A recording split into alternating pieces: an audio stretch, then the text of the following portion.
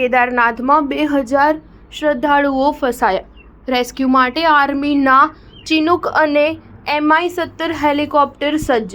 રાજ્યમાં 16ના મોત। ઉત્તરાખંડમાં ભારે વરસાદ અને ભૂસ્ખલન બાદ કેદારનાથ યાત્રા 2 દિવસ માટે રોકી દેવામાં આવી છે। રાજ્યમાં 48 કલાક સુધી ભારે વરસાદનું એલર્ટ છે। આ કારણે NDRFની 12 ટીમો અને SDRFની 60 ટીમો તૈનાત કરવામાં આવી છે। ભારે વરસાદને કારણે હરિદ્વાર, દહેરાદૂન, ટિહરી, રુદ્રપ્રયાગ અને નૈનીતાલમાં અત્યાર સુધીમાં 16 લોકોના મોત થયા છે, જ્યારે કેદારનાથમાં વાદળ ફાટવાને કારણે 2000થી વધુ લોકો લિંચોલી અને બિંબલી નજીક પગપાળા માર્ગ પર ફસાયેલા છે। તેમને બચાવવા માટે 5 હેલિકોપ્ટર તૈનાત કરવામાં આવ્યા છે। કેદારનાથ માર્ગ પર ફસાયેલા શ્રદ્ધાળુઓને બચાવવા માટે SDRF તૈનાત કરવામાં આવી છે। મુંગટિયાથી સોનપ્રયાગ સુધી 450 લોકોને સુરક્ષિત રીતે બહાર કાઢવામાં આવ્યા હતા। બાકીના લોકોને બચાવવા માટે ચિનૂક અને MI-17 હેલિકોપ્ટર મોકલવામાં આવી રહ્યા છે। Rudraprayag disaster management officer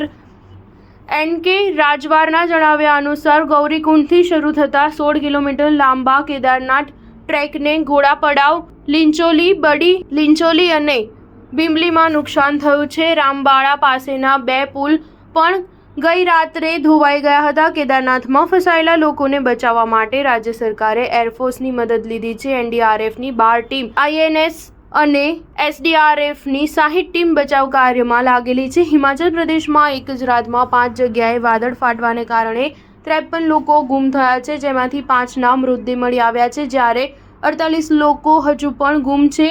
NDRF, SDRF, police અને હોમગાર્ડના જવાનો તેમની શોધમાં સર્ચ ઓપરેશન ચલાવી રહ્યા છે। શિમલામાં રેસ્ક્યુ ટીમને હજુ સુધી સફળતા મળી નથી। સ્ટાર ન્યૂઝ 7 હંમેશા સચ્ચાઈની સાથે।